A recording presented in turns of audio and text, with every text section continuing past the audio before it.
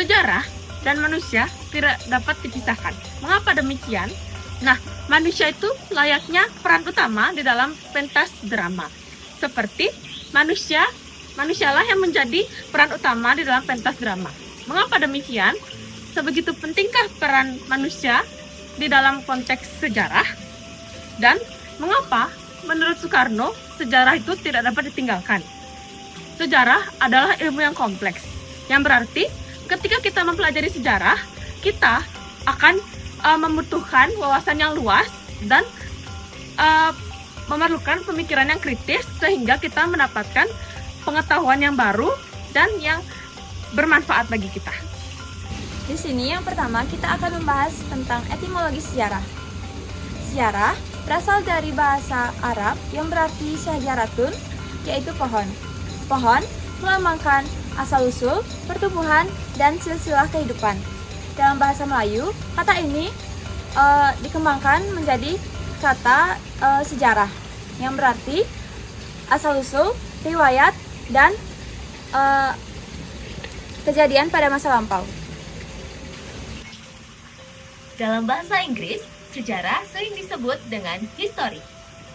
Kata history berasal dari bahasa Yunani kuno, yakni historia, yang berarti penyelidikan atau hasil penyelidikan. Jadi, etimologi sejarah menunjukkan bahwa sejarah berhubungan dengan asal-usul, cerita masa lalu, dan usaha penyelidikan tentang suatu peristiwa.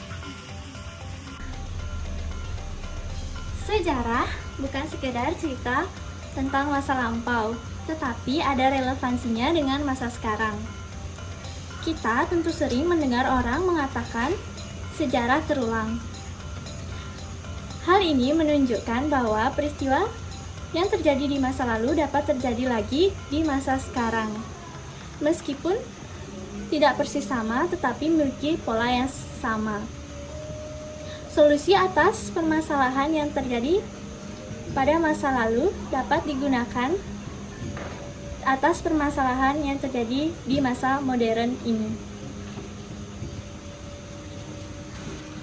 Lalu, bagian yang kedua, kita akan menjelaskan definisi sejarah. Beberapa para ahli itu mendefinisikan sejarah berbagai penekanan yang berbeda-beda. Di sini, kami akan menjelaskan 4 definisi sejarah menurut para ahli. Mulai dari yang pertama, yaitu Ibnu Khaldun, yang dimana Ibnu Khaldun itu menegaskan bahwa sejarah itu adalah catatan tentang masyarakat manusia, peradaban dunia, dan perubahan-perubahan yang terjadi pada watak dari masyarakat tersebut. Lalu yang kedua yaitu R.G. Collingwood, yang dimana beliau menegaskan bahwa sejarah adalah peristiwa yang terjadi di masa lampau berdasarkan jejak-jejak yang ditinggalkan. Yang ketiga, ada Muhammad Yamin. Sejarah, menurut Muhammad Yamin, adalah ilmu pengetahuan yang disusun berdasarkan peristiwa yang dapat dibuktikan kebenarannya. Dan yang keempat, ada Sujatmoko. Sejarah, menurut Sujatmoko, adalah rekonstruksi masa lalu mengenai tindakan, perilaku, dan pemikiran manusia.